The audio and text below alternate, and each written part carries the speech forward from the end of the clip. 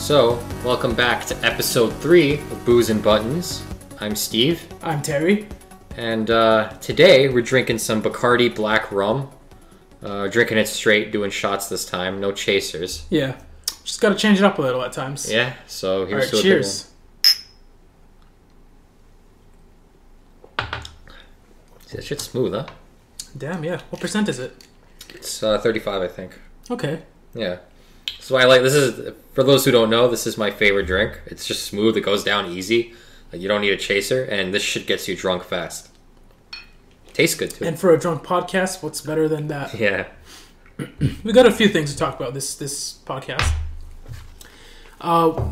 Like, a lot of our topics are kind of are like alright, but, you know, they'll do. So we want to do, like, we all I'm pretty sure all of us are a fan of Nintendo, and Reggie has called for his retirement recently, and I just wanted to talk about a little about him and his his time at Nintendo, and like how wonderful of a job he did, and like helped bring so many wonderful games to our consoles, I guess is the best way to put it.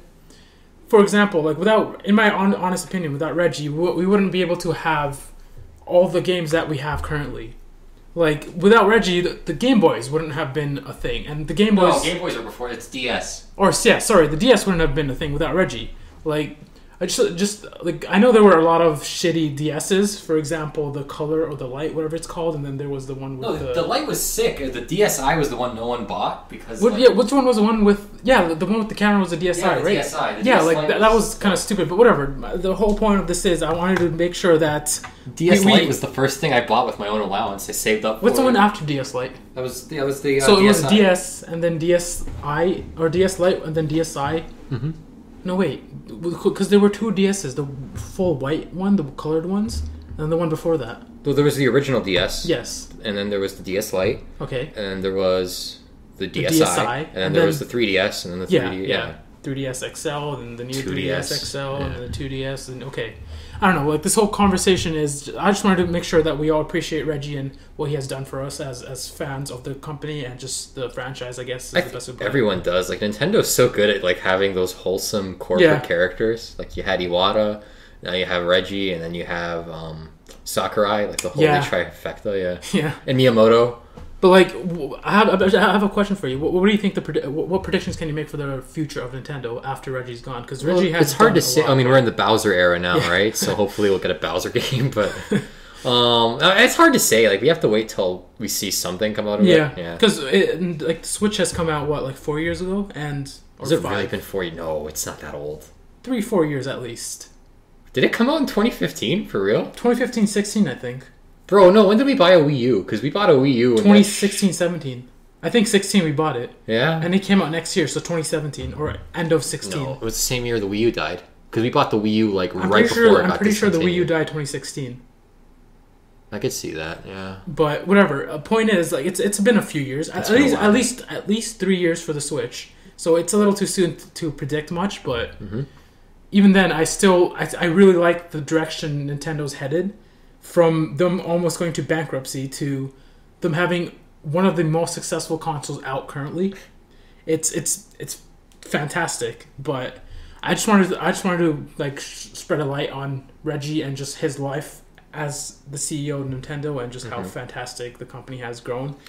2017, been 2 years, buddy. Okay, it's currently the third year of Switch then. No, 2017. Oh, yeah, 19, 8, 9, but still. Yeah. 2017 to 18. It came out 2017, the first year. 19. 18, 19, 19. Well, in the third year is what I'm saying. The third year is running. 2017 to 2018 right, is one. That's how math works, man. When did it come out? At the end of the year 2017? March 31st, 2017. Okay. Yeah. I knew it. I'm like, we have not had a Wii U that long. Or a Switch, yeah. That's fair. Well, I mean, but we got a Wii U when it... the way I think about it is because we got a Wii U before it was discontinued.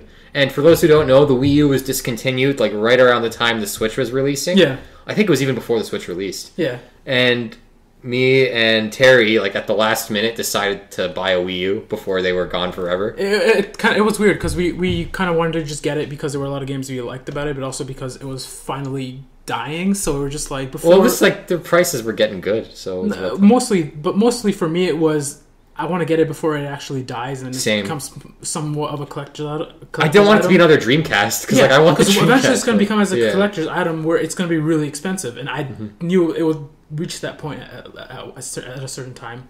But like continuing with the Nintendo, so Nintendo recently released the Nintendo Labo VR, and if you don't know what Nintendo Labo is, it's basically cardboard products that you can make things out of. So you can make a piano out of cardboard. That Nintendo had games you can use to play with. You can make like some sort of robot that you can like dress up as if you're like a 6-year-old. Like I'm 22, so it wouldn't be. I mean, it brings like real. I mean, imagination's always been in gaming, but it's a whole new dimension of it because now you have like a physical object with you that's yours. And it was like I really appreciate the idea of it. You can. For example, I keep thinking of there was some like this little bug thing you control, and it actually moves because of the Joy-Cons vibrations and stuff. I just want to emphasize this. Maybe I haven't. It's for the Switch, and it's a pretty new product. But recently they released the VR product, and what it is basically VR goggles that you can create yourself with these cardboard things you bought from the company, I guess. And they're currently the cheapest VR goggles you can get. I'm pretty sure for Canadian dollars, they're $49.99. And I think, the cheapest... Oh, by far the cheapest. Like, Oculus... minus the VR, it's like $300 for Oculus. Dude, it's fucking ridiculous. PlayStation VR was like a ridiculous amount. I think it's like 400 or some shit. Yeah.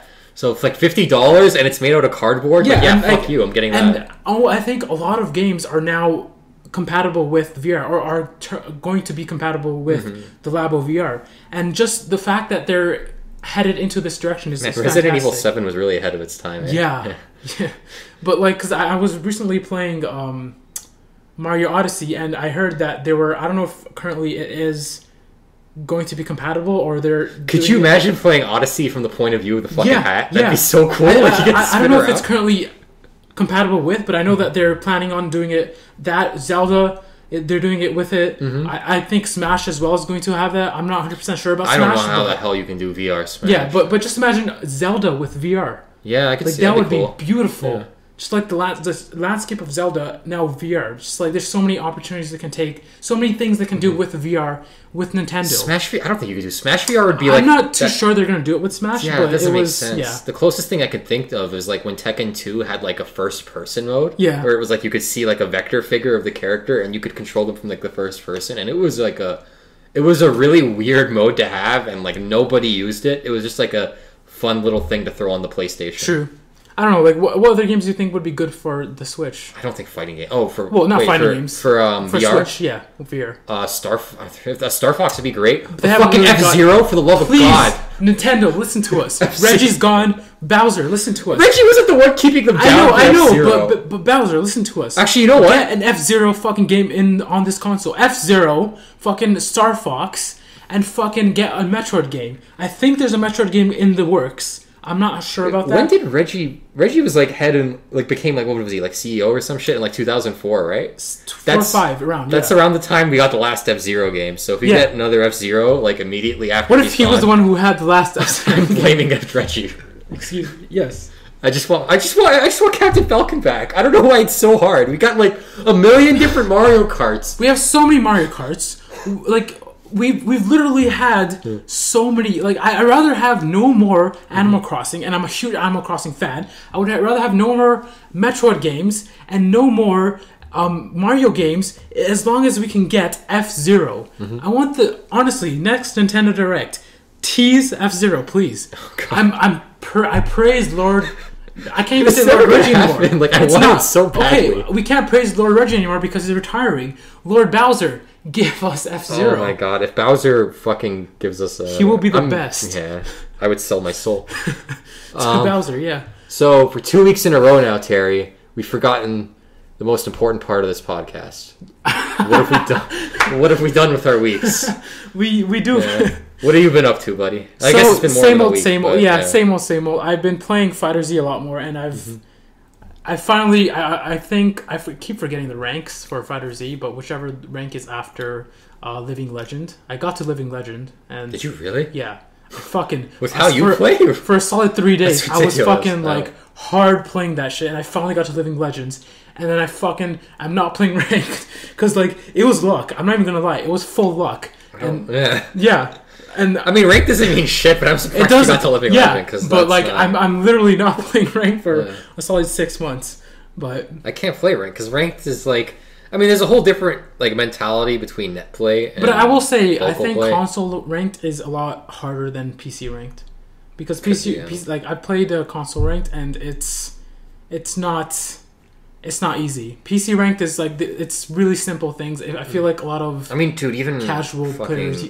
Console ranked is no one wants to play defense online. True. It's always literally my last fight in rank was the guy not playing defense well. No, they just want to press buttons when it's not their turn. They will cheese their way out of defense. Yeah. Like it's not true defense. They'll spam reflect, delay wake up, or up teching, or guard cancels, or vanish. Yeah. But like they will do anything but block. And it's like, motherfucker, you're not going to win at a certain level if you don't just acknowledge the fact that, you need to block. You can't that's fair. Always press your turn.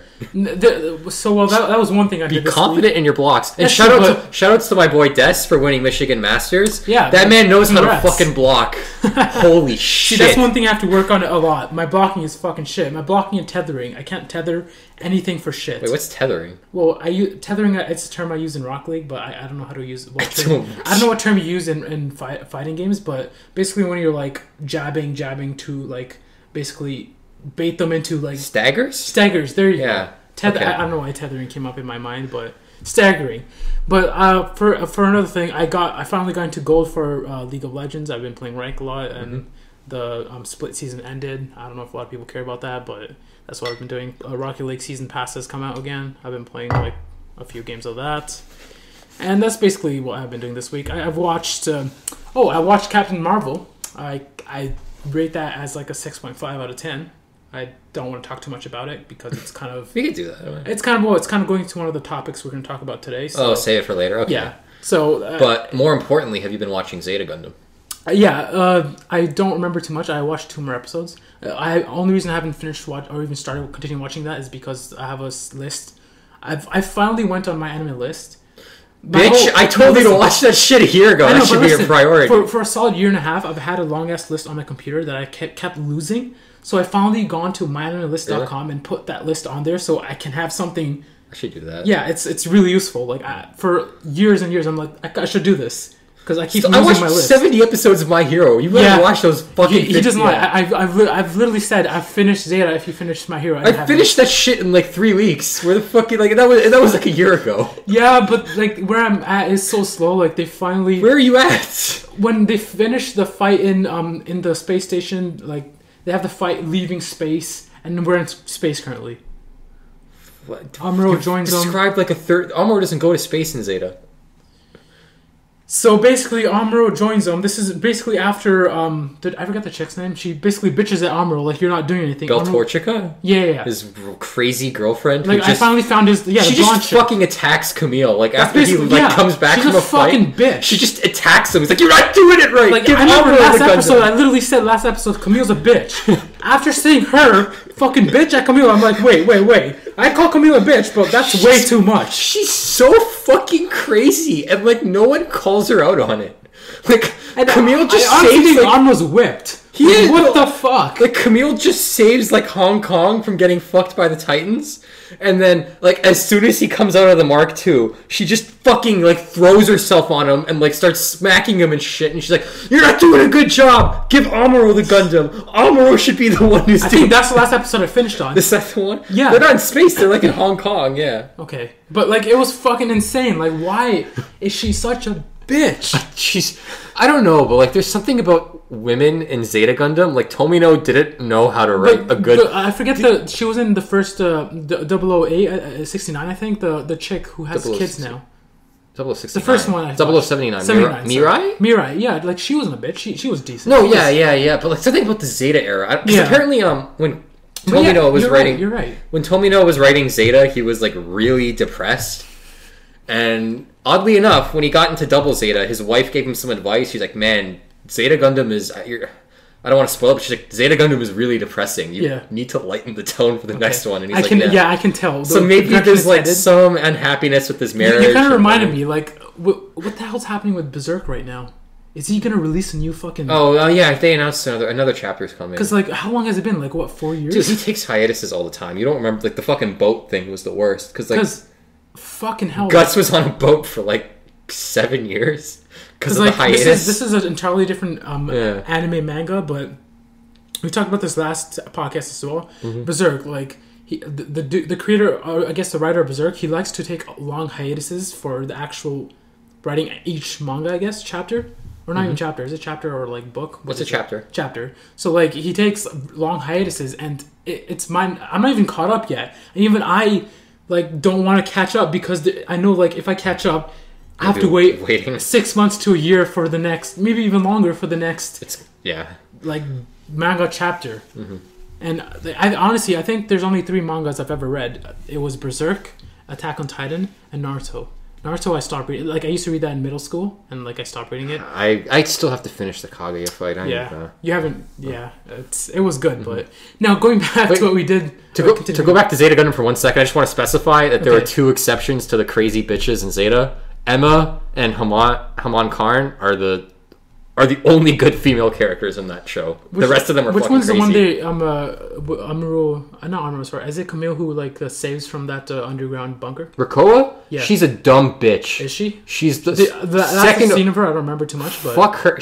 I don't want to spoil it. Don't. Yeah, she's a. Oh man.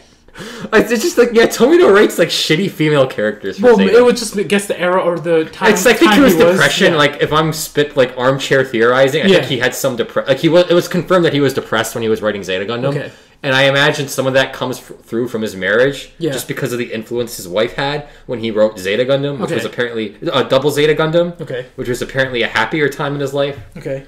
So I imagine there was some unhappiness with women that translated towards Zeta Gundam, which is why a lot of them don't make any sense. Like, Sarah is just such a fucking idiot. Like, fuck Sarah. Even a lot of, like, the male characters like that you see from previous, for example, the previous show. The only one... A lot of the, like, male characters... Cats is the only one. Like, I don't even say they're bitchy, but, like, they're very different. Cats is the only one, I think, and that's just because he... Like, Amuro makes sense. Amuro has PTSD. Yeah, Char is he makes sense. Char as well. Like, you can see Char went from a very snobby, dickish character to someone who I feel like... He's a mentor. Yeah. And he like, teaches... Like, he tries his best to teach Camille, even though, like, Camille's a big dick. At least Camille has a reason. Like, his parents were shits, and then his parents die. Like, especially, like, that when I fucking saw that scene, I'm just like, holy fuck. 100%, I'd be a fucking giant dick then, too. If you look at the timeline, it's fucked up, because, like, one day, his mom gets shot into space and just then dies. The next day, his fucking dad tries to betray him and take the Rick DS to the Titans, and then his dad has to die, because his dad's a piece of shit. But, like, his dad didn't hit as much as his mom's. The mom fucking scene, I was just like... Holy fuck! But like his dad didn't even mourn his mom's death. Yeah, that's what I'm saying. That's what I'm saying. His dad, I would say, fuck his fucking soul, because like he fucking like right after knowing or finding out that his fucking wife just died in a fucking capsule in space, he fucking was like, he's like, fuck you, Amuro, or fuck you, Camille. I'm gonna go steal this fucking Gundam, and fucking take it to the enemies. And to the same people who killed his wife. Fucking idiot. And he fucking even knew that they killed her. Oh yeah, he didn't give a shit. He gave no fucks about his son. And it's weird, because at the starting of the show, like, it felt like they had an actual connection. So it wasn't like they were like, what, like, I guess they were kind of rekindling, Yeah, so like, it was weird, but I don't know. Now, back to what we did this week. Go ahead. No, I don't know. That's pretty much it. I just wanted to say, like, I was playing the same games I've been playing the last few weeks, and I was watching the Captain Marvel. I finished watching. I haven't watched Shazam. I love Shazam. He's one of my favorite DC characters, and I haven't watched it. I halfway through watching Captain Marvel, I honestly thought... I'll tell you this exact scene. It's not going to be a spoiler for Steven. Steven hasn't watched the movie, but the scene where they're in the train, I was like, you know what? This is fucking bullshit. I should really go get out of the movie theater, watch Shazam. Even if I missed like half the movie, it will be worth it. And I'm just like, you know what? Let's just sit through it. I really like Marvel, and like maybe there's going to be something that's important to the universe. Spoilers, it's not important at all. They kind of fucking retcon a bunch of shit. That's all I'm going to say. I don't want to spoil much, but that's basically what happened my week. All right, Steven. So yeah, with my week, well, a few things. For starters, I finished my last exam, so I'm done with with my undergrad. Congrats. Yeah, I'll graduate. I'll get my diploma in June, so congrats. I got my double major. That's a long time coming. Yeah, I know. Fuck, thank you. I don't ever want to be in another fucking lecture for as long as I live. Like, I am just done with school. Yeah. Other than that, I also got, so for those who don't know, the Dragon Ball Fighter scene in Canada, one of our prominent players, Nigo, he's doing his own summit. For those who don't know, the Summit of Power isn't happening this year. Yeah, but Canada is doing its own summit, hosted by Nigo. Do you know why? Because I thought it was... I think it's going to MK this year. Is it? Well, last year was Dragon Ball FighterZ years, and that was the new game. Now Mortal Kombat's the new game. So I imagine that's where the attention I don't get it, because when's this supposed to happen? Mortal Kombat's literally coming out tomorrow. Yeah, it's happening. I don't think even pro players have enough time to learn the game, so wouldn't it be better that... It's fine. It's 2 months. I mean, the meta has to evolve somehow, so just have it, But anyways, Nigo is holding his own summit, Summit of Gofa, for the Canadian Dragon Ball Fighter scene, and a few players got invitations for it. I got my own invitation, so I'm really proud of that. Your boy is going international. It's not international. Oh, I am. Speaking of international, it's not international. It's still happening in Canada. But like guys, so your boy's going national. Yeah, but guys like Timo are going to be there. Our old xylophone, Kami99. So I want to pause. I remember me and Steven went to this sort of like place where they were trying to advertise some sort of like esports thing. You talk about Playground? We went to this place. Playground. Yeah. And Never Jaded. I had to fucking face a pro player. Goichi? My first game. I was... Or no. It was the biggest learning fucking moment. Like, I even placed... It was SJ, right? Yeah. SJ's going to be at the summit. Yeah. I even faced Timo. I was like... This was when I started playing Fighters 2. It's a rough first local. Literally, like, this was... Like, I think I had the game for a month and a half. Yeah. And I faced Goichi. Let me just specify, because SJ is well known for the Canadian scene, but like he's maybe not so well known for the Americans. He's really good for the Canadian scene. It would be, and he's also good for the Americans. He went to Michigan Masters as well. And I don't want to say like he's not good, but he's really good. He placed fourth in Michigan Masters. Okay. He beat the shit out of Yohozi. Really? Yeah, he's really good then. Yeah, Yohozi's one of the top NorCal players. But for like, I guess to reference it, like he's probably continue. He's probably the equivalent, like closest to he's a really good Marvel player. I don't like, he's probably around like let's say like it's the equivalent to having Chris G as your first opponent in a local. It's like you're fucked, right? And you got fucked pretty hard. Yeah. Mm-hmm. It was a good learning moment though. I won't lie, like that one game made me skip a solid month of playing myself. Because after playing that, I went home. You get exposed. Next day I played the game online, and I'm just like, wait. There's so many things I didn't know. For example, he played Bardock against me. I was playing Bardock as well. My team, I remember, was Bardock, Yamcha, and Vegeta. Or sorry, Goku Super Saiyan. Mm-hmm. And he showed me so many techs that I didn't know about. That probably would have taken me a month and a half to learn about. So like, just like, if I have to say anything about anything for fighting games, go to your locals. You learn a lot. Yeah, support. That's how you learn best, because it's also helps support your locals as well. There's also shit like online that doesn't work in IRL. I mean, of course, this is assuming you want to take your game like seriously. Like even like I was watching a video recently on YouTube. Like it's about someone who was saying like someone basically trying to convince people to play fighting games. And like I'm a very avid fighting game fan, and the best thing I can say is even if you're like, let's say for example FighterZ, you're just like, hey, I really like the franchise and I want to play this game because it's Dragon Ball Z. Even if you're not into fighting games, if you want to get good into the game and go into somewhat of a pro scene, even if it's like local pro scene or like a tournament scene, go to your locals. It'll help you learn so much. It'll help you with your fundamentals. It'll help you with so many techs, and for example, there's so much shit you can get away with like on net play that doesn't apply to real life. And like if you really want to learn like the nitty gritty of a game, you need to do it where that shit won't fly, and that's in your local scene. And of course, like I've never had someone who's not willing to help me in my local scene. I want to give a very special shout out to Tally. I still remember this from a while ago, but like he spent like an hour with me trying to teach me like a fucking spark loop that I kept dropping, and like that man was so patient and just stuck there with me. See, that's the thing. You'll only find those at locals usually. So like almost always, like everyone is going to be willing to help you. Like I've never had. It's also if you go to locals a lot, you'll get like you get to like meet people that you can befriend, and eventually it'll come to a group of people you can use to like because you need it's like imagine this locals are like anime. It's like the tournament arc. Fighting you need a rival. Did you get that from a YouTube video? I saw the oh, okay. But you need a rival. I saw, you need a rival, and if you can't have a rival, if you're just fighting yourself, it's just getting a community. Yeah. Like because like if you have a rival to like help you out, not even help you, but like to get better against. Well, you improve with them. Yeah. It's good. So like go to your locals. I honestly think it's best to support your locals. Don't even go like forget about the fucking national tournaments and shit.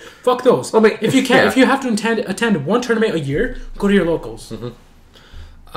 So no worries. That was a long tangent. You also said you mentioned an international debut, which was funny that you mentioned that because I'm also going to be at Defend the North in New York. That happens in July. I forget the exact date. But I'm going to be going there along with a few other Canadian guys like Luke and Demon. So we're going to be getting a van there. That'll be my, I guess, international debut. I'll be in New York then. Congratulations. Thanks. Yeah. Other than that, I've been watching JoJo. So I have a question. Are you technically the best Frieza in the country? Yeah, probably. As far as I know, unless there's like an unknown one. I think there was one person who also plays Frieza, but he dropped it. I've heard, he's apparently from, I want to say Montreal. But I've spoken to some Montreal guys too, and they've also said like, no, my Frieza's better than this. Okay. I haven't fought him yet, so of course, if I ever do fight him, maybe. I kind of want to see that fight though. Yeah. Maybe I don't even know. Hey, listen. Frieza. I don't even know your name, but listen, we can make it happen. I mean, if he's one of the 20 people who's gonna watch this video, sure. Listen, if Pure Steve, hit me with a DM on Discord. That's my Discord too. We can get something figured out. Let's get this going. The Frieza battle. Yeah, I'll be at Toryuken. That's a Canadian major too in July. Yeah. You want to come to Toryuken? I'll do a first of 10 with you. We can make it a money match too. Yeah. Ooh, money match. All right. Aside from that, I've been watching JoJo. I finished part 3. I just started part 4. Part 3 was again. I haven't finished part 3. Yeah. We talked about this last time. I do love JoJo, and I think it's a fantastic anime that people. I will say I do like. I probably put it around where I put part 1. I still think part 2 is my favorite part by far. Okay. I like part 1 Dio more than I like part 3 Dio, just because part 3 Dio is like barely involved until like the last. See, I haven't finished part 3. But it's stand of the week. Wait, no. Quick question. Which one is his son? The one the season where they go on the boat. On the boat. Like the wife dies. Or sorry, the husband. JoJo died. Yeah, that's part 1. That's part 1. And then which one's part 2? Part 2 is with Joseph. It's where they fight the Pillarmen. They're Nazis and shit. Yeah. Okay. So I finished half of part 2. I know nothing about part 3 then. Yeah, part 3 is the one with Jotaro, the guy with the black outfit. Like he's probably one of the most I did watch part 3. I watched part 3 first. Okay, never mind. Yeah. Yeah, Stardust Crusaders. Any case, the one where you've seen Dio, right? Yeah. Do you know the Dio? Yeah. Yeah. And then there's after that's Diamond, right? Diamond is Unbreakable. Yeah, that's. I watched Diamond too. So literally, I've watched in such a weird order. But you should have started with part 1. I like part 1. I started with Diamond, and Diamond's when I was like, I fell in love with the show just because the animation style, which was beautiful, and the key, and honestly, I like the animation style, but I kind of miss the CG open. I know it's CG, but I kind of miss CG openings from the part 1s through 3. I fell in love with the animation style for part 4. But that doesn't mean I that's my best. It's just that I started with it, and when I started with it, I fell in love with it, and then I watched the first season. I'm like, holy shit, this is way better. Yeah. In my honest opinion, it was way better, more fluid. I feel like every JoJo, not in every way, but it was way better. I feel like every JoJo has its own like animation style, except maybe part 1 and 2 because they're intertwined. They're squished into one season. Yeah. Intertwined. Yeah. Part 1's just really short. It's like 9 episodes or something. I kind of wish we got to see more of Jonathan. But yeah, I like part 1 Dio more than part 3, just because in part 3, Dio seems more like a force. Did you watch the remake, or did you watch... Because the remake was a little bit shorter than the... No, I watched the anime, the first... The straight anime. I haven't watched... I know there's Because I know they remade... I watched the remake as well. Like the remake of what? They basically remake of what part? They reanimated the first season. There's a JoJo part 1 movie, which is just an abridged version. There's an actual... I could be wrong. I think you're thinking of the movie. Maybe. And the movie is not the... From what I've heard, the movie's because I watched that, and it is pretty sure. I assume there was like an 80s Or like 90s. There was a 90s OVA, but I think that was on part 3. Was I don't okay. think it focused on... I didn't watch that. I assumed that that was just part 1. Okay. I haven't watched that either. But yeah, so I finished part 3. Part 3 was good. Like, I didn't regret watching it. I don't think it's something I'd ever rewatch, just because, again, it's like stand of the week for like 50 episodes. Yeah. Except for like the last 4, which is when Dio finally shows up. Yeah. I guess that was... I do gotta say, yeah, I probably think it's the supporting cast is really good. I like the Crusaders, although I like Caesar from part 2 as well. But anyways, so part 4 is good. I'm still like, I guess midway through part 4. Okay. It's good. I like it. I think I might be liking part 4 more than part 3 and 1. Still, maybe not as much as part 2. But Josuke's a good main character. I like, what's his name? Oh yeah, his like ruffian friend. Like, oh yeah, the guy who has the handstand. Why can it's been 3 years. Is that a fucking pun that he made? Yes. He calls the stand the hand, and then you call it the handstand? Oh, the motherfucker, Rocky. What's his name? I forget. Oh, it's something with an O. I like his character a lot, the dumbass who just beats shit up. Not Oyashi? I forget his name. I can't, like, it's on the top of my tongue, or the tip of my tongue, but damn, I can't. Aside from that, it's been my week. Yeah. So I guess we can move on from there into something else. For the last 2 weeks, we forgot about the first week. Oh, yeah. So speaking of the fighting game community, there's one thing that I wanted to talk about that I forgot to add to the list. So I'm just going to take a moment. So there was a Smash Major happening this week. I forget the name of it, obviously. Are you talking about the crab? Yeah, the fucking crab. The fucking crab. So Hungrybox is in top 8.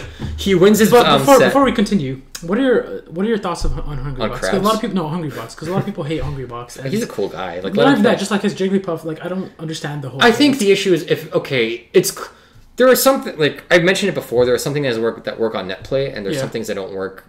Like when you're playing the actual game how it's meant to be played, like with no frame delay and all the variables associated with online.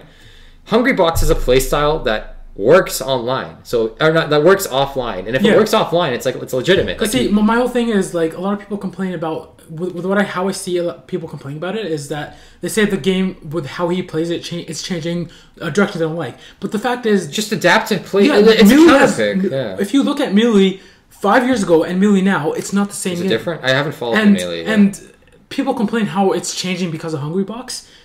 Well, it's been changing because of so many other. It's like if that's your one reason why you think, and even Hungrybox is a specific matchup too. Yeah, it's not like there's the ways you can fight that matchup so good for him. It's like fucking. He found a meta. Yeah, and it's a new meta. You have to learn and adapt. Yeah, good for him. Yeah. Changing a game that's I just personally don't understand the hate towards it. God forbid the meta evolves for an 18-year-old game. God fucking forbid.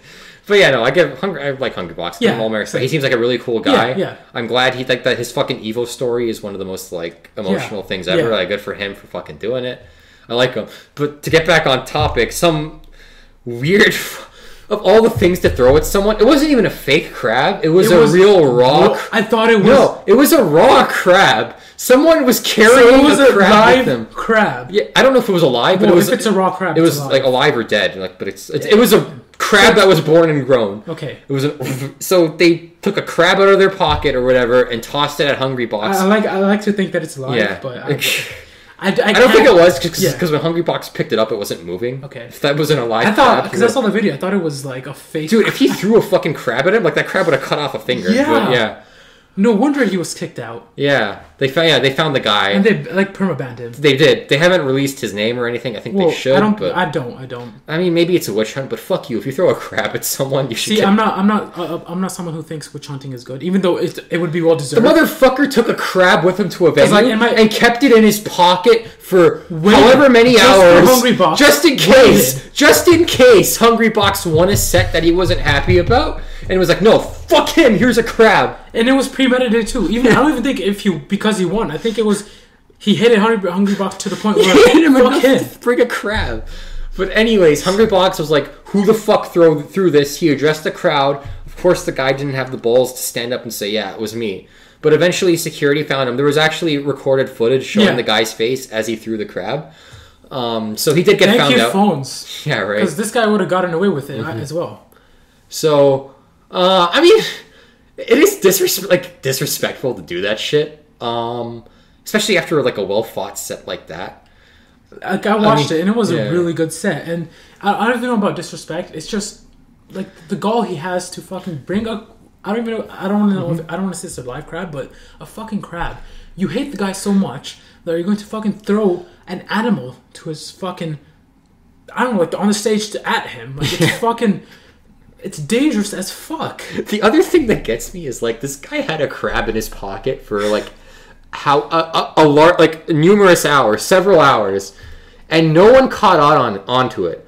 So that just confirms to me the fucking stereotype of Smash players not bathing. Because, motherfucker, how do you not smell raw seafood at your fucking venue from one of your goddamn patrons unless your whole fucking venue smells like shit? I'm a firm believer that if you can bring some fucking deodorant. If you can't afford to go to a fucking convention, a fucking event, you can afford to shower. A fucking deodorant. You're staying at a fucking hotel anyways. Just use the goddamn shower. It's on the room. That way, your fucking musk doesn't acclimate with raw seafood, and you can detect maybe you don't know. Maybe you don't know. Showers are free if you pay for the room. Okay, so fucking shower.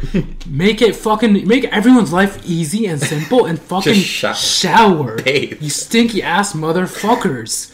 Of course, that doesn't go to like everyone in the mailing community, but for God's sakes, I just don't believe that doesn't exist because that motherfucker got away with robbery smuggling a crab. Yeah. He could have smuggled monkey shit and probably got away with it. It's fucking bullshit. But continue. Yeah. I guess moving on, there's another fighting game that's coming out as of this recording tomorrow, Mortal Kombat 11. Yeah. I can't really talk too much on the game because I'm personally not an NRS fan. See, but neither am I. Yeah, but I do want to say a lot of people have gotten their hands on this game pre-release, really? and they've addressed their criticisms with the game. Some people have been saying like the animations don't look good and that like it doesn't feel satisfying when you hit an enemy, and that's exactly why I don't like NRS games because I don't feel like satisfaction when I hit someone, or I don't like the animations a lot of the times. Like, for fuck's sakes, one of my favorite things to do in Dragon Ball FighterZ is get Cybermen hits with Nappa, because it's the most satisfying feeling. I love Nappa. Yeah, Nappa. That's the only reason I play Nappa. As a side character, he's not my main, but fuck it. As of now until the summit, I'm the best Nappa in Canada too. That's like saying you're the best panda. Well, no one plays Nappa. Exactly. That's literally like saying you're the best panda in fucking Tekken. Like, no one plays there is a best Nappa in Tekken, or best panda in Tekken. Now there is, but for a long time there wasn't. So like, but another reason to tune into Summit. Maybe you'll be the equivalent of him. Maybe, yeah.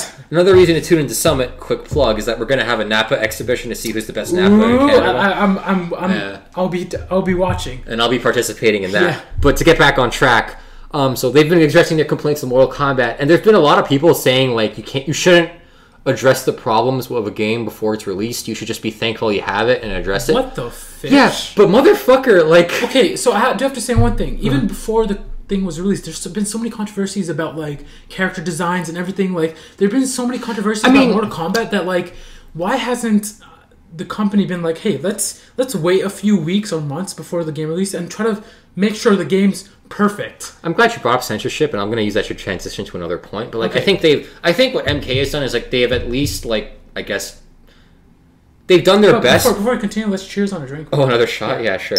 I'll finish my point, then I'll take this shot. They've so I think they've done a good job of at least meeting us like midway. Like they have changed a lot of traditional character designs, like Jade. I know a lot of people complain, but they've taken a steer away from some fan servicey designs, but they've still given us some. Like I think Katana's design is still there for some people. Well, see, I don't know. Like my whole thing is like I'm not too much of a fan of like out there. I don't care for it too much, but like I think characters. I can't like. There's one thing I've seen like finally Mortal Kombat people, anyone with a mask, they actually have straps on them.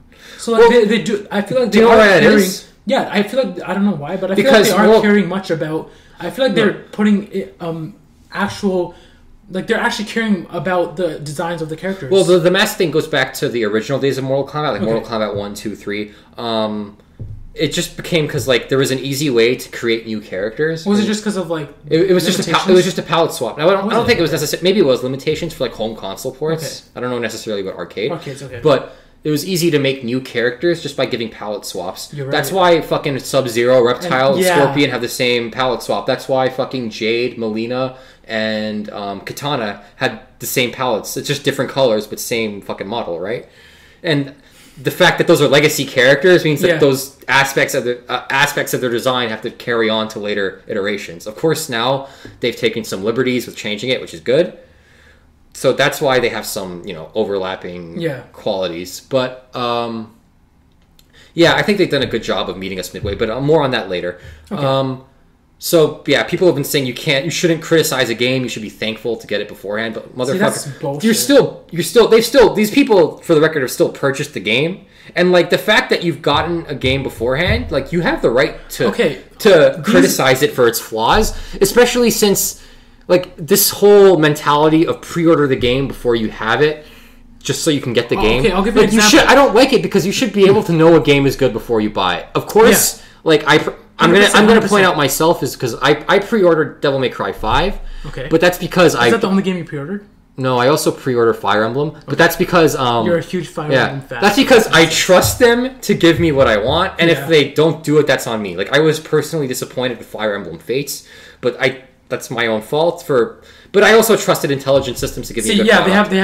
They have history of successful and well-developed games where it's decent. They earned my trust. It's not just some random thing. I guess MK has done that too for some people. But, and I just want to also specify, I do enjoy Fates' gameplay. I just don't like how they presented story and characters. But that's old news. In any case, I think it's a dumb argument to make. You have the right to criticize a game, especially since you have a lot of these people, like Alioun has a platform to reach a lot of people who are maybe on the fence about buying the game. Yeah. So give them some perspective. That's example, with me, I also pre-ordered the game for Steam, and I'm someone who will refund it if I don't like the game. And, for example, I'll give you an example. Batman Arkham... Was it Arkham Knight? Yes, Arkham Knight. I pre-ordered that game because I'm an avid Batman fan, just of the whole character, and just so I will buy anything Batman.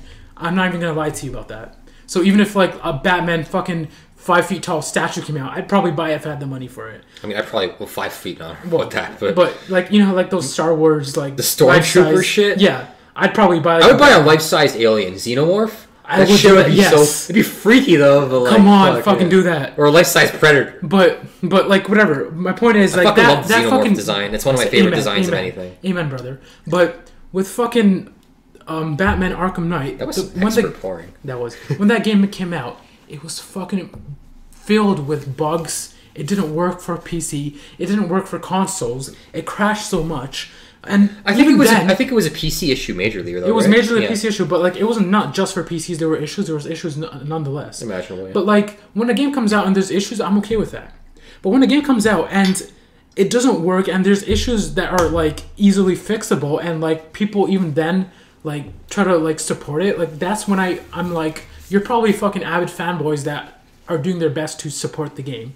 With Mortal Kombat, for example, with what I've heard, there's these issues are easily fixable, not even easily fixable, but they should be looked at before the game's released. I mean, maybe it's just a style. A lot of people like NRS style. For me, it doesn't appeal to me. That's why I'm not gonna buy Mortal Kombat because I don't feel satisfaction. I am gonna be getting Samurai Showdown because I love the fact that you can fucking cut people and blood comes out. Samurai Showdown's where Steven is for Mortal Kombat. I'm not too sure if I want to buy it or not, but Mortal Kombat I've played before. I just love the idea of something that's fundamental based, not combo focused. Because I strive as a player. I believe anyways that I strive on my fundamentals. And I love that shit more than optimal combo routes, and so the fact that a game appeals to that just fucking I love optimal combos, blesses my heart. I do like games where fundamentals are important as hell. It just makes me happy. I also love SNK. Yeah. Excuse me. I'm an SNK fanboy. They have some of my favorite characters. Fucking Terry, Mature, Leona, King. I fucking love those characters. But my whole point is that these fanboys that are, trying to say that this game is fully complete and it's fine for it to have these issues is bullshit. A company, I'll give you the example. EA, a lot of people are being because remember EA for the new Star Wars game coming out, they're we're not going to do microtransactions. Oh, is that for the new Jedi one? Yeah, and people are yes, EA, good job. They said the same shit about fucking Battlefront 2. Yeah, but I'm just you're basically telling the company that thank you for not fucking us in the ass. no, fuck you, companies. Don't fuck us in the ass. This is not something we want you to do. Mm-hmm. So fuck you. Like, I will believe that shit when the game comes out. Yeah. And if it does, I will buy it. But I remember hearing that shit about the same shit about Battlefront 2, and I was like, they're not going to actually do it. And then they did it. And they didn't do it. And then Battlefront 2 came out, and I didn't fucking touch it. I still fucking play Battlefront 2 on my PSP. The OG Battlefront 2. That game is fucking fantastic. The good Battlefront 2. Yeah. But speaking of censorship with MK, I guess it wasn't censorship, but more so it's aligning. It's not censorship. It's more so like social justice values, like some more recent cultural values. And I want to take that, and I bring that up because Sony has also been addressing that in their new censorship guidelines, because they have stated that they do want to take a more an approach that is, in their own words, better suited to the growth of individuals. And I want to take a moment to say that that's a really arrogant thing to say, because I've studied anthropology as one of my majors. So I did a double major. And one of my fucking papers was about I wrote a paper about essentially the FGC, but I also focused a lot on how video games affect the development of a mind as it grows up. That's interesting. And so there's a lot of... I'd actually kind of like to read that. Yeah, I have it's on my computer if you actually want to read it. I actually kind of want to read that. It's interesting. Yeah. So that was one of my final papers for a course. So I had to go... I personally went through like a lot of scientific studies, and it shows that video games... I mean, this is common knowledge for most people, but I'm going to go into more detail. I'm going to go into more depth, I should say, as I explain it. Yeah. Okay. Video games don't there's a stereotype that video games cause violence. Violence, yeah, thank you. And that's not necessarily true. It's individuals are. It's an idea that's been pushed for centuries, not centuries, sorry, for years and years, decades, I guess is the best way to put it. And a lot of politicians have been pushing it for any sort of like, this is going to get a little political, but any sort of like mass shooting or whatever, it's always someone pushing games. it. Yeah. And I think it's coming from someone who's not well versed in the not even genre, but in the community and in the group. Like, a lot of people who don't know anything about video games push this what's the word, not policy, but idea that like video games cause violence, and it's bullshit, but they don't know much about it, so I understand why they push it. And now continue. So essentially, it doesn't affect the growth of someone's mind or their development or their perceptions. The individuals who may claim to cause violence and have been influenced by video games were already disturbed to begin with. Okay. But also, individuals who enjoy the violence are already naturally... they already have a natural disposition towards aggressive hobbies. So these are the same people who enjoy, say, UFC or boxing. And there's nothing wrong with that. Like, I enjoy violence too. I like it. But I'm not going to go fucking, like, punch someone in the gut because... Yeah. See, because... that shit happens in JoJo. I'm gonna state this. I am not educated in philosophy or in the human mind. And it should also be noted that these individuals also have tendencies to fucking enjoy other violent hobbies. Yeah. And this includes gambling and shit like that. Because like what I wanted to say is, so they already have the natural aggressive tendencies in them. Because I feel like currently, like for example, like humans. Okay, I want to state this for a fact that I know nothing about what I'm going to currently talk about, but I feel like don't say it. Well, I'm still gonna say it. Fuck this. It's our podcast. I can say what I want, but I feel like humans, we were basically fighters and hunters and gatherers, and we've strayed away from that. Damn, we went from video games to fucking philosophy. I know, but I like this topic. But, yeah. But I feel like violence, like UFC, and for example, like fighting games. Oh, it's in your nature. It's in our nature, and a lot of that's why it's a male-dominated, not a society group. Mm-hmm. That's why males, I feel like, do like appreciate and like this a lot more than females, is because there's a natural violent tendency. And anyone who says that video games cause violence is bullshit, because they already have aggressive tendencies to begin with. And in my opinion, males are more inclined to fall into these sort of categories. Well, the Y chromosome has some aggressive tendencies towards it. Yeah, that's what I'm saying. That's typically attributed towards like competition for females and stuff. Yeah. It's a whole biological argument. That we can get into that may be outside the realms of this podcast. Yeah. But regardless, it does fall into this topic a little bit. It doesn't speak to Sony's claim that they want to don't want to influence the development of young minds, because it's bullshit. Yeah, these tendencies have already been like heavily supported to be ingrained in someone before these video games have any sort of like shaping of the mind. So I just think it's a fucking bullshit. Like, the argument doesn't have much legs to stand on, and also they also don't want to be the target. Like, they've also come on clean and saying they don't want to be the target of any social action. Yeah, like they don't want to, like, they've stated that the main influence for their censorship stance is from the Me Too movement in America, in North America, I should say. Yeah, and also Twitch, YouTube channels and stuff. Being able to stream various games, and this means that games that were, say, region locked, like games that were only had a Japanese release, would be able to be streamed and reach a wider audience. Oh, really? Yeah, and so as anyone with any sense would know, Japan is typically a lot more lax on sexual content. Okay. They are more regressed in terms of violence, which is where the West comes in. The West loves their gore and violence, whereas Japan kind of tones that down. But see, that's the thing. The niche over there is a niche over there for this type of content. Sexual. As so Sony's censorship policy is essentially cutting down on, let's say, to generalize it, fan service. Okay. And this is, for anyone who doesn't know, this is like some of the best examples are Devil May Cry 5. There's a scene where Dante is rescuing Trish. Yeah. And in the Japanese release, Trish is naked in this scene because he sheds her from some armor. They basically, I haven't played the game, but with my knowledge, they basically use lens flare to cover the nudity in the scene. Mm-hmm. And when you first this is in the Western releases. Yes, not in the Japanese. Not in the Japanese. Yeah. So when you first see that scene, it's kind of subtle. You don't really see much about it. It's just kind of like, hey, this is maybe the developers wanted to not show the actual whatever. And I've seen an image of what the Japanese are trying to do with a lot of things in Japan. And for example, there's an image of a girl in a bikini. Yeah, this is from the visual novel game Noroto Ojo, which did have a PlayStation Vita release. I'll put that in writing when I edit the video, but it did have a PlayStation Vita release, which had, of course, this was before the censorship guidelines were in place, and this is the most like. It's the most obnoxious form of censorship I've seen in a long time. So if I had to put it in, so basically there's a girl on a bed with a bikini, and the censorship is basically light from the sun from a window shining towards her. It's like, and when I look large rays of sunshine. I will literally say this. When Steven showed me the image, I was like, wait, is the girl naked? Now, before I saw the before image, I said, is the girl naked? When they put the censored image there. And when I saw the before image, I can see the bikini. If I didn't see there's basically one strap. I'll show the image in the video, but if there's literally one strap of the bikini. If I didn't see the before image, I'd be like, wait, why the fuck are they showing me a naked chick?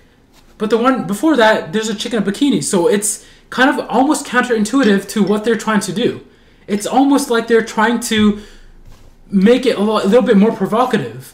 Because she looks fucking naked. It's bullshit. And this doesn't cut up, because this is a visual novel game which has like heavy romantic tendencies, and this doesn't remove any of the romantic dialogue, the shipping, the courting. So the erotic elements are still in the game, but now you're just getting rid of what everyone knows is already there. And at that point, it becomes kind of meaningless. And I want to take this further to go into like the perspective of the developers. Yeah. Because the developers aren't like this change in policy was given without any heads up. So games that had slated releases have to have their releases delayed. But it was happening slowly, because like with Devil May Cry, I don't think it was supposed to happen before that. Well, this statement was released in, I think, I want to say late January. Okay. But it's being reinforced heavily now because now games are not, because Sony is not allowing certain publishers and developers to release their games until these guidelines are met. And I want to also specify that Microsoft and Nintendo aren't implementing this. Right now, this is only a Sony thing, and this is global. This is not just the West. This is Japan as well.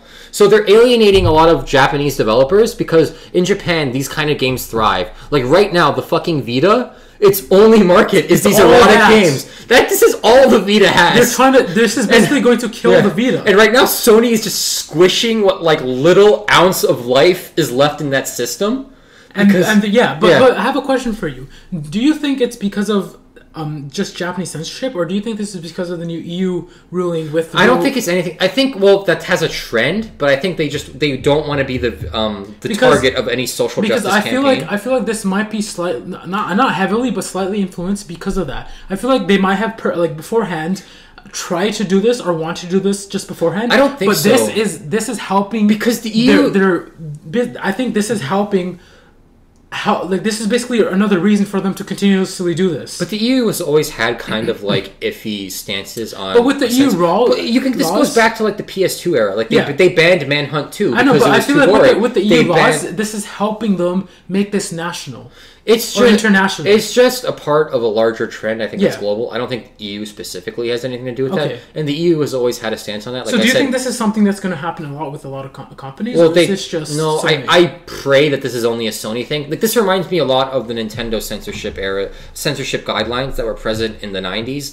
With the Super Nintendo era. Yeah. Where they banned any like religious references, which led to a lot of like weird shit. Like in Final Fantasy, they removed any elements of prayer or like spells. Any sort of religious elements, sort of like anything to do with God or religion, they try to remove or try to keep. Or they remove they change a lot of sprites to reduce any like I guess sexuality or like any gory aspects.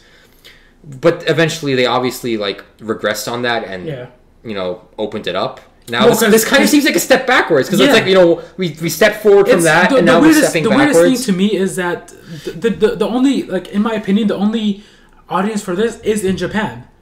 So they're doing this. There's a niche Western market too. Well, but there's the bigger market for this is in Japan. If they're going to censor it, that's their issue because now Twitch is like broadening the market because now people who wouldn't previously be exposed to it are being exposed to it. So that's why they're doing it, and that's why they're enforcing it in Japan, which is to the detriment of a lot of Japanese developers because now they have their creative freedom restricted, and now this was given with no heads up, so now they have to push back their deadlines and now work to meet these new rules that have been implemented.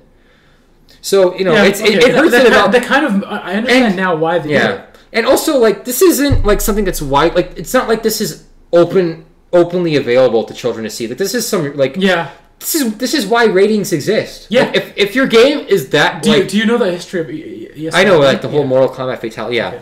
Because, they literally made this because they didn't want kids to... Yeah, because with what I understand, it was because, like, they don't want kids to...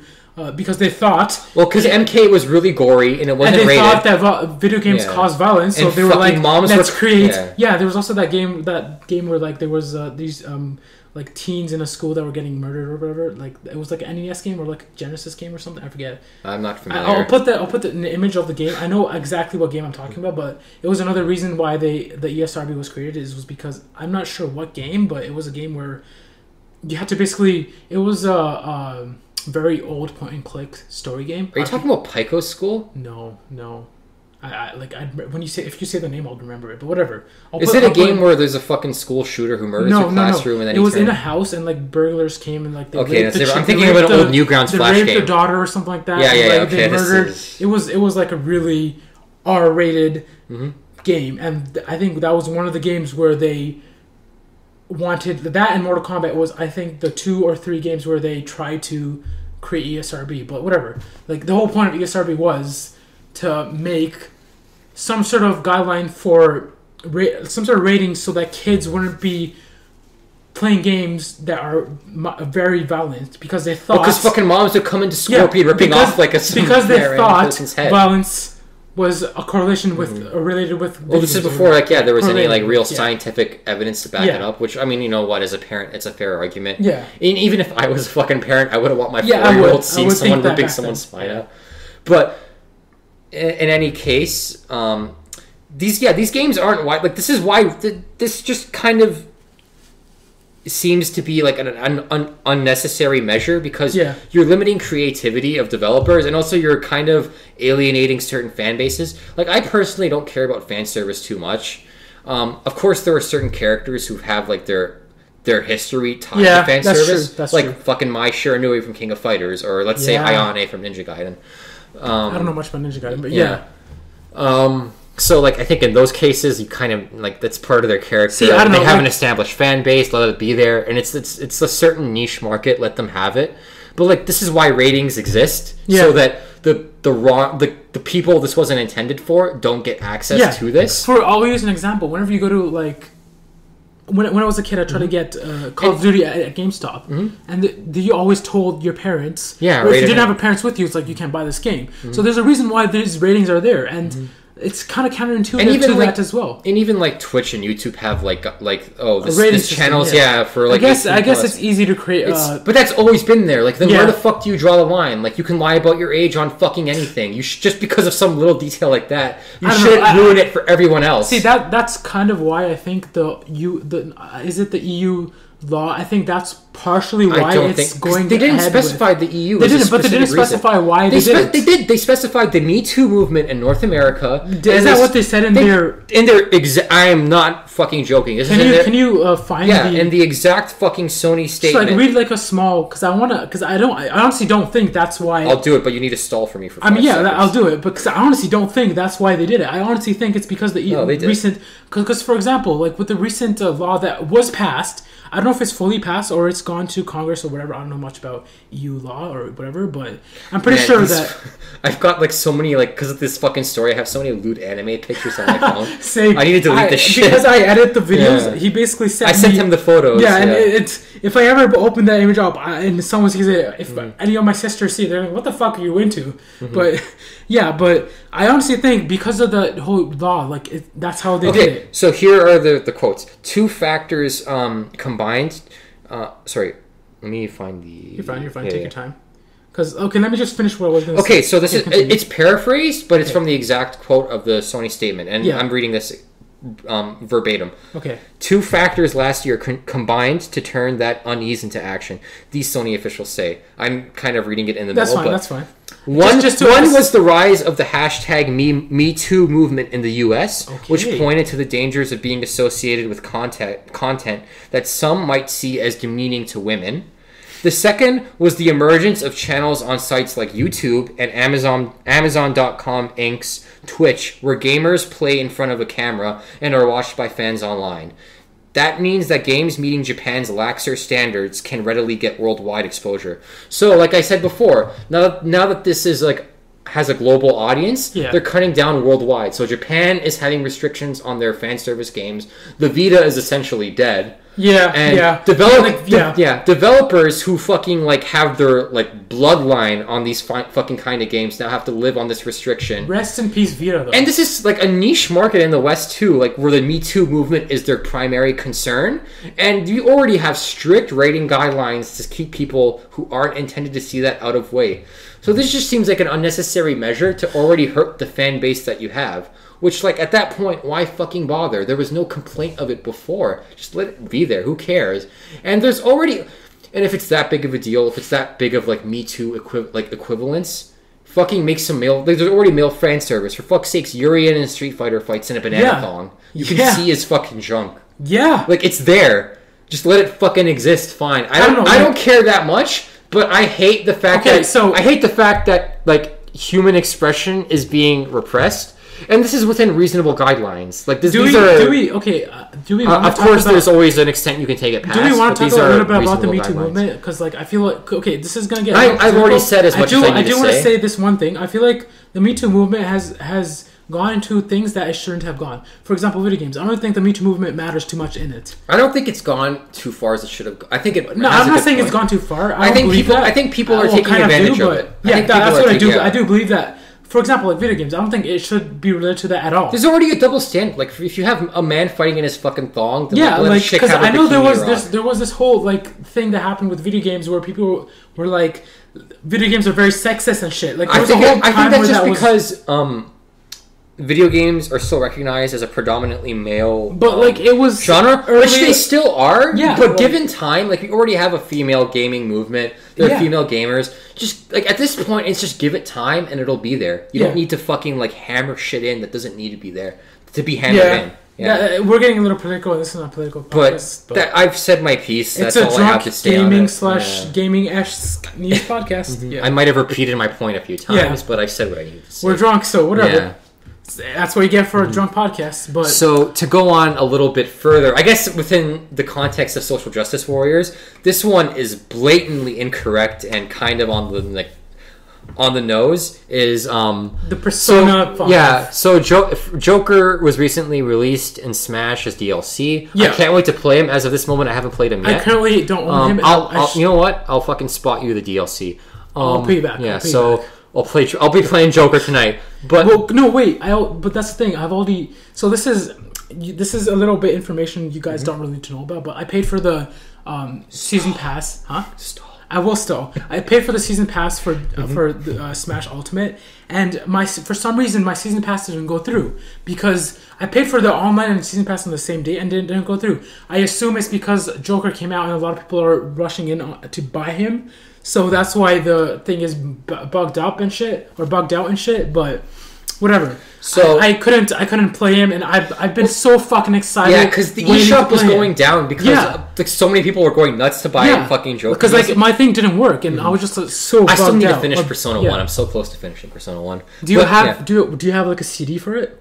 I downloaded it on my PSP. Fuck, okay. I'm gonna finish Persona 1. I'm like, I might buy it. Yeah, I play Persona 4. It's like I said, it's a humble beginning. I wouldn't, unless you want to. Like the only reason I'm playing Persona 1 is because I've heard once you play a later Persona game, you can't play the earlier ones. I'm a firm believer that I do want to say that. I enjoy Persona 1, but it has some dated elements. I'm gonna go on a small tangent. Do you have any sort of Fire Emblem game for the Game Boy? Because I have two. I want to play a Fire Emblem game. I don't want to lend you them yet because I need to beat one. One is a prequel to the other one, and I'm playing the. So you want to play them in order? Yeah, I want to do that. Yeah, so because I want to play Fire Emblem because I remember. I remember as a kid I got a Nintendo Direct. Didn't I lend you one of them? Or? No, you hadn't. Yeah, maybe I didn't. Which one? You don't have a. Yeah, what would be a good one? Whatever. Do you still have your 3DS working? Yeah. I can. Okay, I'm willing to lend you Awakening. Oh, wait, but you're going to. You did lend me Awakening for a week, but then I didn't play it because. And I don't want to lend it because Awakening is like. I didn't play it because it was already finished. And I love that. You can't start when you. No, there's 3 files you can have, and I've used 2 of them. Yeah. But you told me to play your file. The thing is, like, okay, Terry is going to Edmonton for 6 months. That's the thing. Yeah. And I love that game from the bottom of my fucking heart. It's. If I had to make a top 5 favorite games, Awakening would be my 3rd favorite. So I'll give you a little backstory. I remember Awakening. When he bought this game, he was so excited to buy it, and when he bought it, he fucking spent so long playing it. And I fucking remember, like, we used to hang out a lot back then. Yeah, this is back in the high school days. Yeah. Like I saw Terry on a day-to-day basis. Yeah, and like he fucking used to play this. So it drove me so. Like, you remember fucking business class? Yeah, where I would just play fucking Fire Emblem all day. Like, it was. And he literally fucking told me to get him a previous Fire Emblem game on his PC so he can play it, just because he was so into. Yeah, totally. Yeah. FE12. I fucking love FE12 too. Yeah. But yeah, I fucking.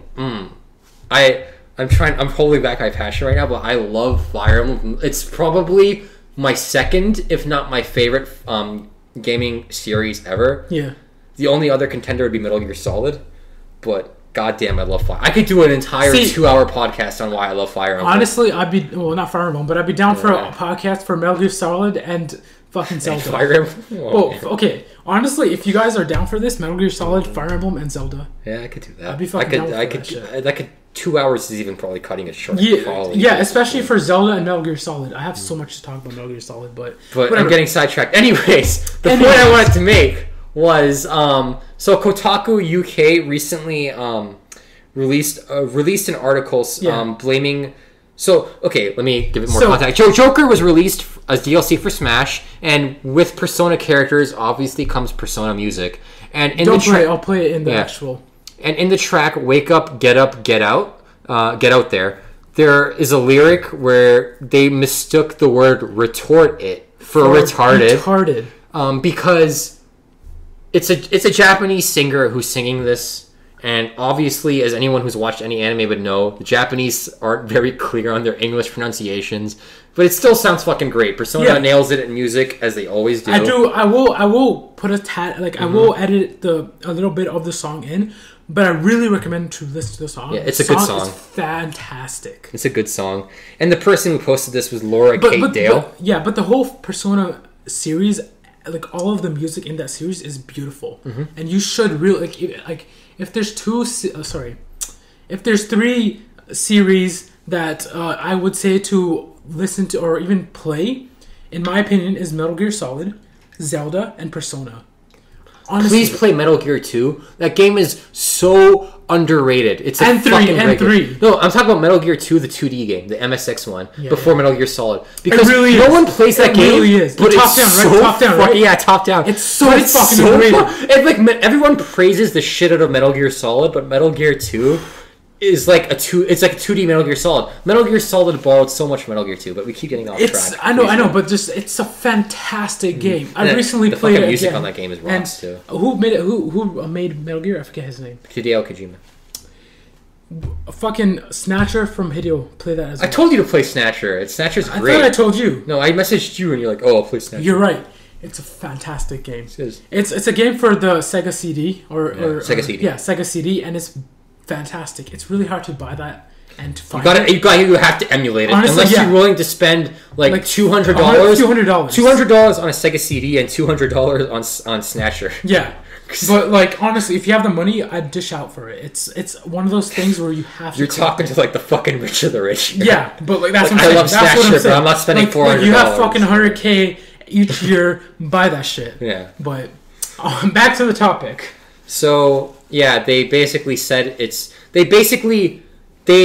released an article with, and they did make requests to Nintendo and Atlas to get back to them, but Nintendo and Atlas didn't. Stupid. Yeah, Nintendo and Atlas didn't get back to them in time, and they released the article regardless. Yeah, and they basically shamed it for like social justice warrior values, saying, "Oh, they said retarded, all that shit." So this is gonna kind of get into my. I just want to finish. Yeah, and they basically said. Like it's anti-social justice warrior because it's saying retarded, but then they released a statement without getting a response back, and then of course the community backlashed at them saying it's an accent, you're retarded,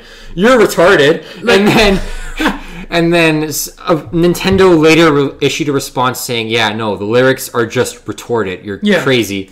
And I'm going to give Kotaku credit where it's due. They didn't delete the article. They took responsibility for it. But still, the mistake was made. I'm not giving them credit at all. So that's all I have to say. That's stupid. I'm not giving them credit at all. Well, I'm giving them credit because anyone could have deleted the article and pretended like it never happened. At least they fucking owned up to it. That's fair. It's the minimal credit I can give, but that's fair. I'll give it regardless. It's like the Mortal Kombat thing where they're trying to fucking praise. It's equivalent to that. At least they didn't fucking say, "Oh, we never said that shit."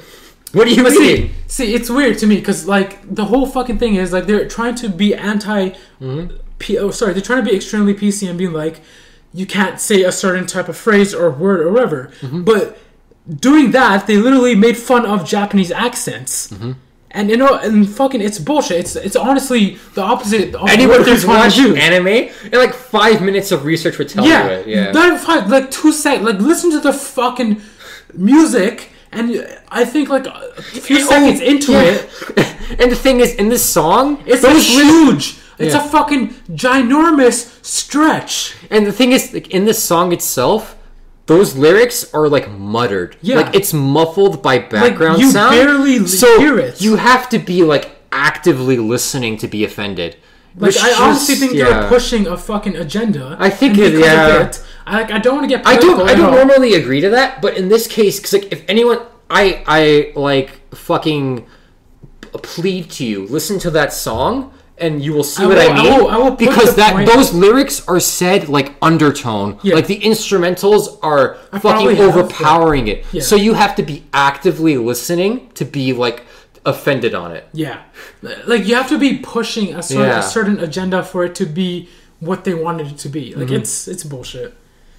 So in any case, I think that Sony did issue official statements on the PS5, which I think you wanted to talk about. So, previous consoles have had. So, for example, Steven, you've been, you probably don't remember, but you tried to switch your hard drive for another hard drive because for on the PS3. This was like 7 years ago, and so I don't remember anything. I'm shit with computers. That's FYI. Fine. That's fine. Yeah. I have somewhat of a knowledge for computers. I'm not that into computers, but I enough knowledge to create my own computer, to build my own computer. But with the new console, this is official. SSDs are going to be officially put into a factory created PS5. I don't know if it's going to be called PS5 or whatever, but I hope it is. So basically, with previous consoles, SSDs were not possible. I'm not too sure with PS4 because I currently don't own one, but PS4s, I'm pretty sure you couldn't put an SSD into it. Maybe you could have, but hard drives are a lot slower and a lot worse than SSDs. And with SSDs, it gives opportunity. It's a lot faster. So, for example, let's say you're trying to open up GTA. It takes 5 minutes to open up GTA. With SSDs, it'll take what, 2 seconds? Loading times are always insane, man. That's because hard drives. With SSDs, it takes about a minute. Even from like the PS2 era, yeah. Like with SSDs, it takes a max. And I just wanted to talk about how fantastic it is that they're finally going to the next generation. I think hard drives, they were fantastic with what they were, but I think we should just let them fucking die. I don't know if I'm going to support PS just because I don't agree with Sony's stance on. What are you talking about? On the censorship, because like that applies to PS5, right?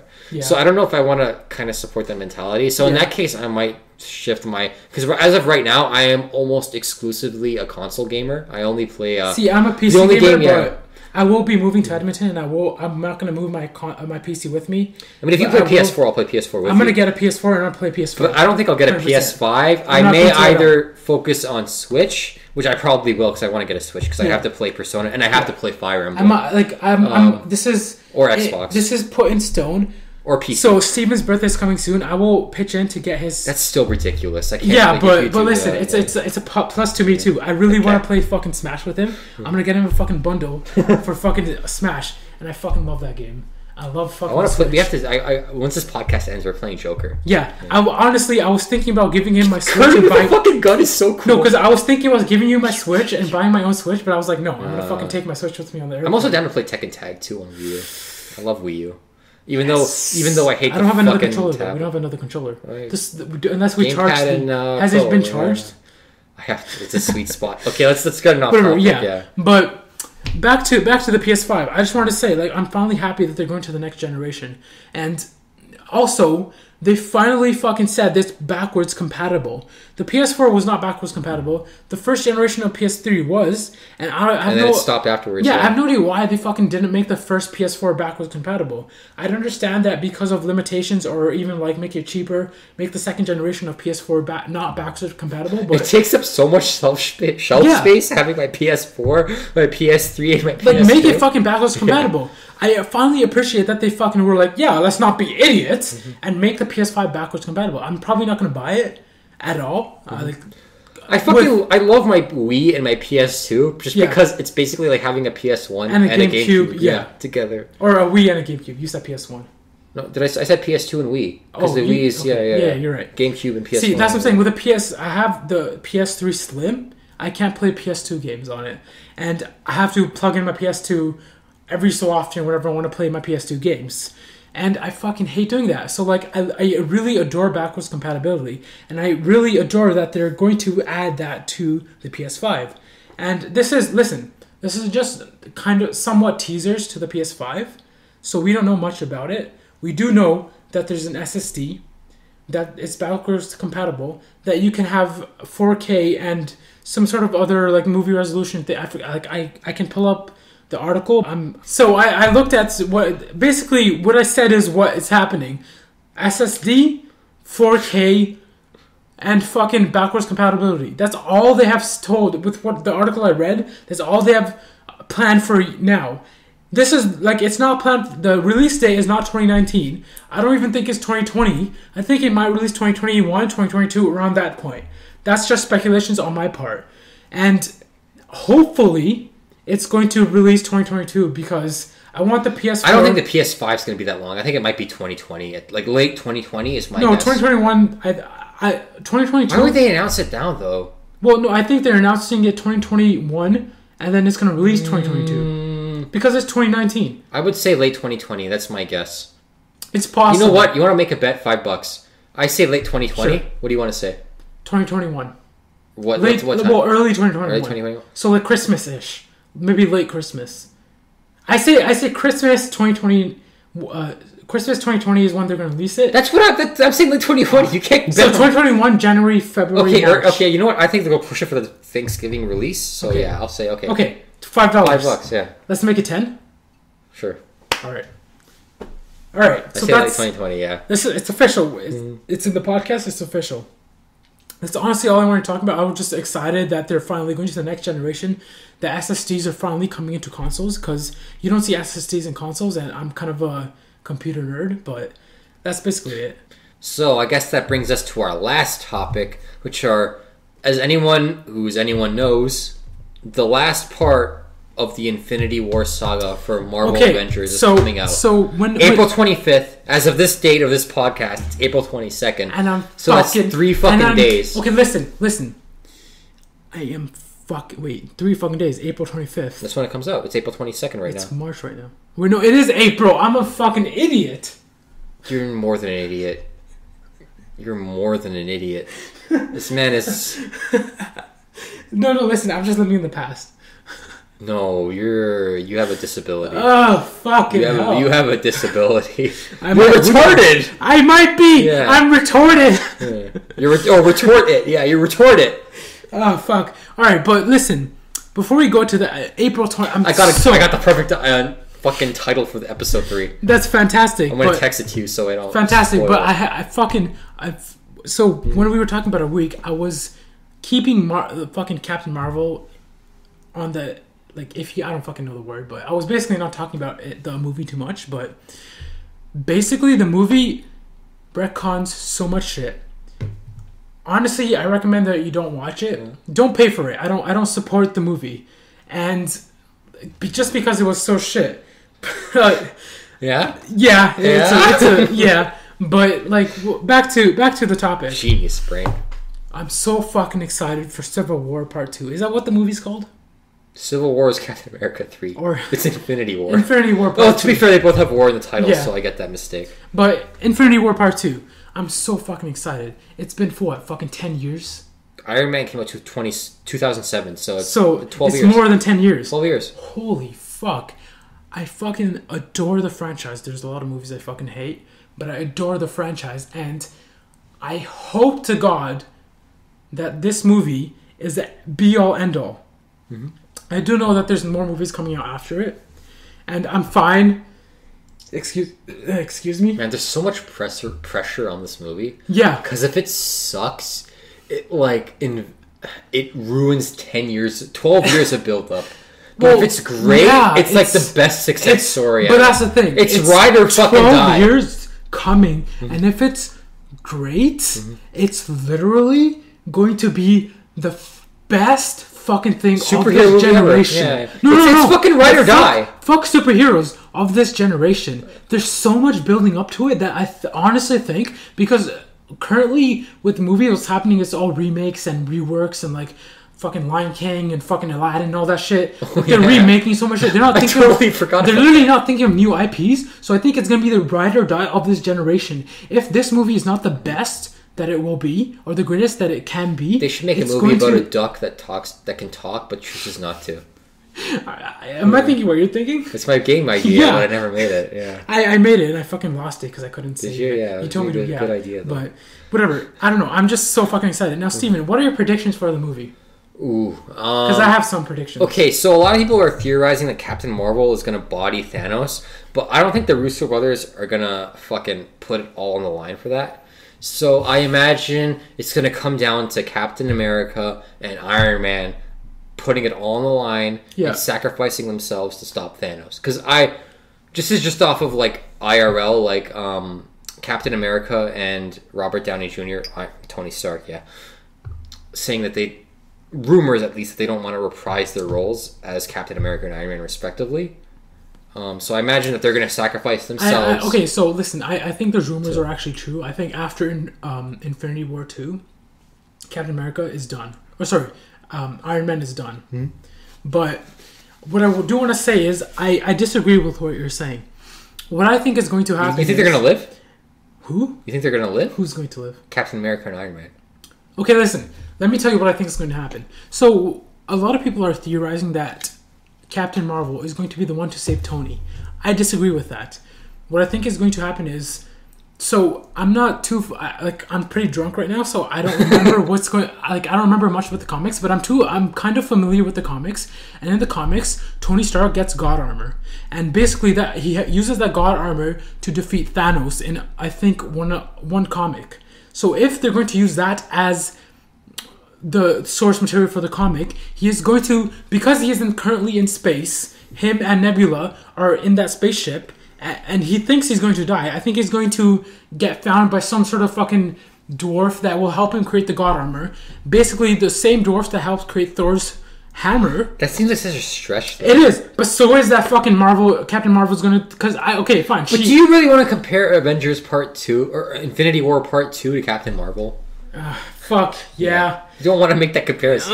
Yeah, but I still... I haven't seen it. I'm just going off of the popular criticism. I know I'm a fucking follower and all that shit sheep, but whatever. And you're not, but yeah. I honestly, like, the fact... If what people are saying is true and Captain Marvel will be bodying fucking Thanos, that's too fucking awful. That will literally... I don't think they would do it. I don't think they would do it. I think they have too much respect. Because I'll give you an example. In Captain Marvel... Like, Captain Marvel had no fucking sort of power growth. And I'll use Iron Man 1 as an example. Tony Stark in Iron Man 1. You saw him, like, fucking learn how to create his armor. He was trying to learn how to fly and all that shit with his Mark II. Because I guess the Mark 1's the one where he did... Mark II was the one that had atmosphere. So he was trying to, like, learn how to fly. And, like, there was literally a scene where he smacked himself on the fucking wall because he was going a little too high of a fucking whatever. But...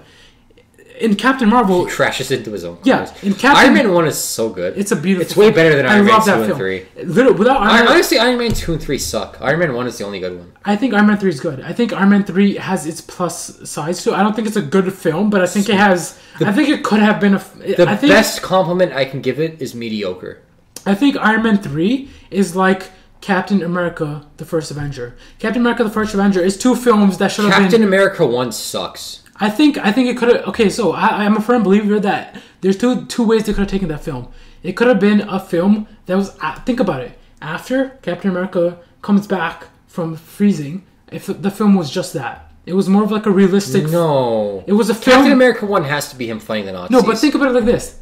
It could have been him fighting the Nazis. You can't have Red Skull without Nazis. Okay, listen. I rewatched the film, and I trust me. So the first part of the film was fantastic. When he fighted... When he gets his superpowers? No. Even after that. Like, when the part where he basically gets... Excuse me. He saves the people from the encampment. That part... to the end, I think, should have been a different movie. This is after or before Bucky dies? This was before. Die. Well, yeah. This was well, even before, like, yeah, after Bucky dies, it should have been a different film. Because you know the end credit scene of, I guess the end credit scene. Well, he wakes up in water. That should have been a different film. I would have loved to watch that film. No. I would have loved to watch... That's 2 hours of adjusting. That's... Well, not 2 hours. You're asking for fucking filler. Think about it. Imagine this.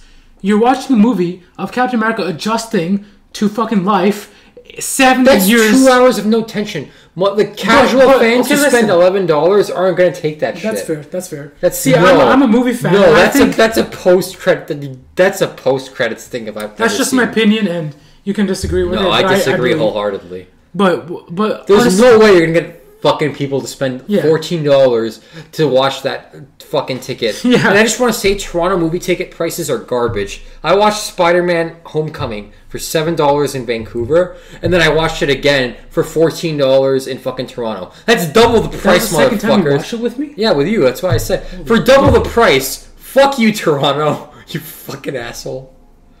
But I do want to say one more thing. Back to what I was talking about. Captain Marvel basically had no power creep, is the best way to put it. For example, scaling. Iron Man, yeah, power scaling. Iron Man, like he fucking had to learn how to fly. In the movie, when he went to a fucking high altitude, his suit froze, and I had to learn that at this altitude my suit freezes. And he learned when he was facing Obadiah Stane, hey, listen, let's use this against him. He probably doesn't know how to use his fucking suit. He hasn't flown to this power. So he fucking will freeze. And it worked like that. In Captain Marvel, she fucking literally becomes a god in a span of 5 to 10 minutes. It goes from, I don't know how to use my powers, this is bullshit. No wonder Thor likes her. Oh, whatever. That's pretty funny.